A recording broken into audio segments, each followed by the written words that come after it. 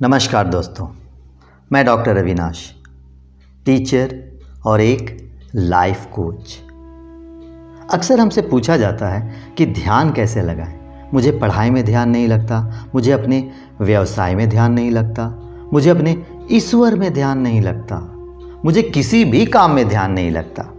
मैं उन लोगों से पूछता हूँ, आपको ध्यान लगता किस में है?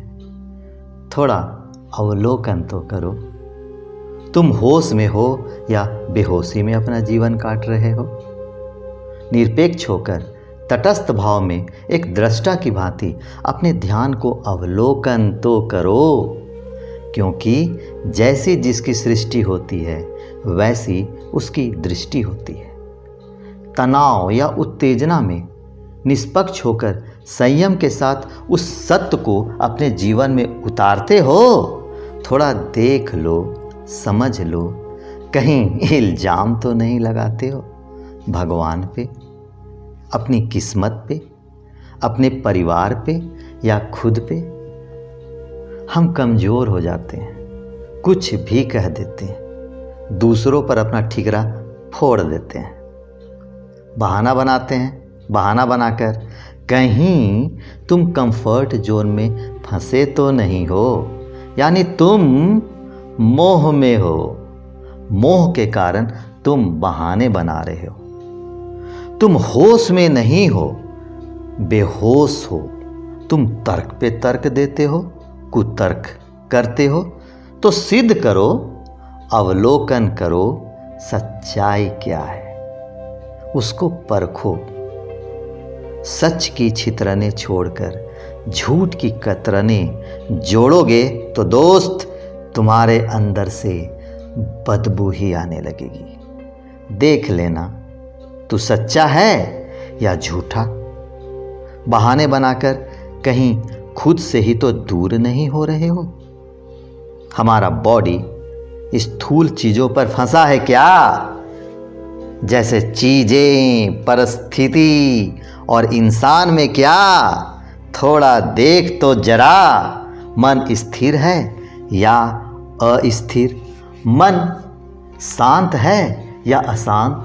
थोड़ा देखना तो पड़ेगा, अवलोकन तो कर। यदि जीवन में भटकाव है, अपने कुकृत्य से आप बर्बाद हो रहे हैं, आप जो कर रहे हैं, जैसे झूठ बोल रहे हैं, किसी को धोखा दे रहे हैं, सजा को ही मटर गश्ती बना ले रहे हैं, तो आप बताओ कि दुख की गहराई को आप कैसे समझ पाओगे?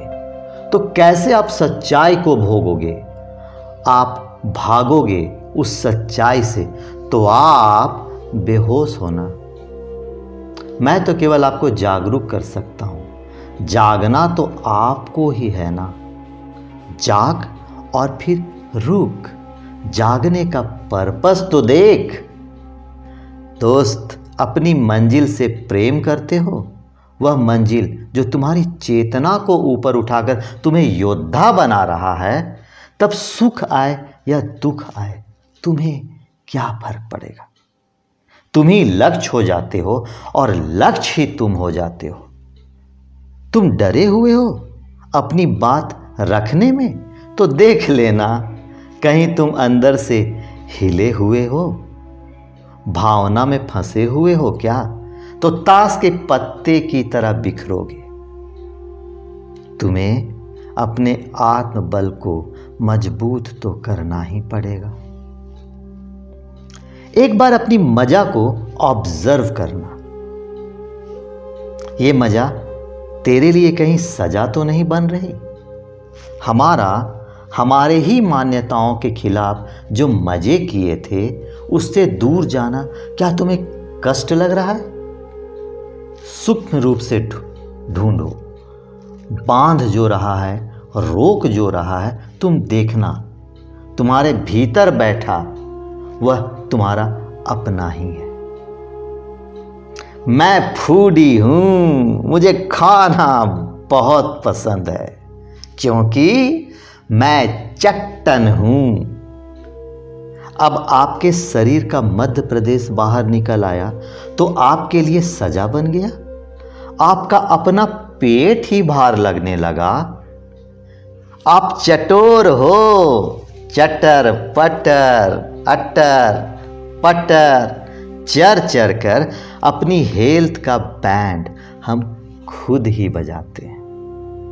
हमें अपने ही खिलाफ खड़ा होना होगा, तभी परिवर्तन ला पाओगे। अपने जीवन में तुम परिवर्तन नहीं ला रहे हो, ना खुद के जीवन में और ना दूसरे के जीवन में, तो मुझे जोर देकर यह कहना पड़ता है कि आप केवल मल मूत्र का पहाड़ ही बना रहे हो जो बदबू ही फैलाएगा। हाँ, आप केवल मल मूत्र का पहाड़ ही बना रहे हो जो बदबू ही फैलाएगा। तो दोस्त, डीप पर्पस में जियो। जब इंसान रोशनी का स्वाद चख लेता है तो वह अंधेरे में नहीं जाता। जब इंसान मन और बॉडी को ऑब्जर्व करने लगता है तो वह होश में आने लगता है, तो वह जान जाता है कि मैं कौन हूं। दो कौड़ी के लोगों के साथ उठते बैठते हो तो तुम बेहोश हो, क्योंकि वो बेहोश हैं तो तुम्हें भी बेहोश ही करेंगे। जो ज्ञानी होते हैं, जिनमें नॉलेज है, डीप पर्पस को जीते हैं। वो मोह में नहीं फंसते। मोह मेरा की भावना लाता है, अटैचमेंट बढ़ाता है, आप में अहंकार लाता है। मोह में सच्चाई नहीं होती। मोह झूठ है, मोह बंधन है। मोह बांध कर आपको रखता है, मोह बेहोश करता है। मोह में सच्चाई होती तो तुम अंदर से स्थिर हो जाते। कहीं छूट ना जाए, कहीं टूट ना जाए, इसी उधेड़-बुन में तुम्हारा मन चलता है और तुम अशांत रहते हो। मोह को पीने से तुम्हें तृप्ति मिली, तुम मुक्त हुए या बंधे रहे? थोड़ा पूछ लेना खुद से। महाभारत का रण में अर्जुन भी बंधा है मोह से। अपनों का मोह, भाई, माँ, पत्नी, गुरु, भीष्म पितामह, सबके साथ मोह है। इसलिए तो अर्जुन बंधा है। वो लड़ना नहीं चाहता, वो भागना चाहता है। आप देखें अपनी जिंदगी में आप भी क्या भाग रहे हैं? आप योद्धा हैं, पर मोह के कारण अपनी औकात दो कौड़ी के बनाकर रखे हैं। आज ये बात कहते वक्त मुझे अपने गुरु की शिक्षा मुझे याद आ रही है। उन्होंने एक कहानी कहा था। इंद्र भगवान को एक श्राप मिला था कि वह सुअर बन जाएंगे। श्राप के प्रभाव में आकर इंद्र सुअर बन गए। सुअर अपनी सुअरनी के साथ रहने लगे, उनके बच्चे भी हुए। मल मूत्र वाला जिंदगी सुअर को बड़ा प्यारा लग रहा था। जब श्राप का समय खत्म हुआ, ब्रह्मा जी आए सुअर के पास और उन्होंने कहा, अरे इंद्र, चल स्वर्ग, अपनी सत्ता संभाल। सुअर ने कहा, मैं कैसे जाऊं, ये जिंदगी तो बेहद प्यारा है, मैं इन्हें कैसे छोड़ूं, मैं ना जाऊंगा। कहने का मतलब कि आप भी इंद्र हैं, पर मोह में चिपके हुए, अटके हुए हैं, भटके हुए हैं, लटके हुए हैं। तो आप बताओ योद्धा कैसे बनोगे? सच्चाई वो है जो आपकी अतृप्ति को, अपूर्णता को मिटा दे। क्या मोह में ये गुण है? बेहोशी को छाने देना चाहते हो या होश में आना चाहते हो? थोड़ा अवलोकन तो कर लो, थोड़ा देख तो। इसके संगत में आने से, यदि या यूं कहें कि दूसरों के संगत में आने से परस्पर बेहोशी की मादकता का माहौल छा जाता है। उस मादक माहौल में हम खो जाते हैं, नशे में चूर चूर हो जाते हैं। लगता है अकेलापन मिट गया। अरे वो अपने, अरे वो सपने, अरे वो खाना, अरे वो यादें, अरे वो मनोरंजन, अरे चलाओ म्यूजिक। नाना प्रकार के मनोरंजन तुम पकड़ना। क्या तेरा अकेलापन मिटा? चाहे तुम कितने भी अकेले पड़ जाओ, पर तुम्हें अपनी लड़ाई खुद लड़नी है। दान और आहुति दे दो अपनी ईर्ष्या, जलन, क्रोध और अशांति को। अपने परधर्म से बाहर आकर, यानी देखा देखी जिंदगी के नकलीपन को उतार कर स्वधर्म, यानी तुम्हारा धर्म क्या है, यज्ञ कर्म करके ही जीवन के इस आपाधापी में तुम्हें शांति या मुक्ति मिलेगा।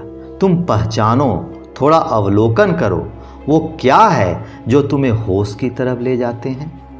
वो क्या है जो तुम्हें बेहोशी की मादकता में मदहोश कराता है।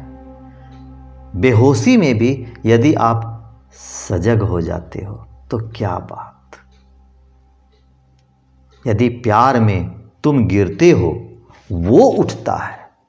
यदि प्यार में तुम गिरते हो, वो उठता है। Fall in love. तो तुम सजग कहाँ रहे। विन विन सिचुएशन में तो आना ही होगा ना। तुम भी जीतो, हम भी जीते। वैसा दोस्त, वैसा संग, वैसा माहौल जो तेरी चेतना को नीचे गिरा रहा है, तो तुम दोनों एक दूसरे की स्वार्थ की पूर्ति ही कर रहे हो। तुम गड्ढे में गिर गए हो और हो गया है घुप अंधेरा।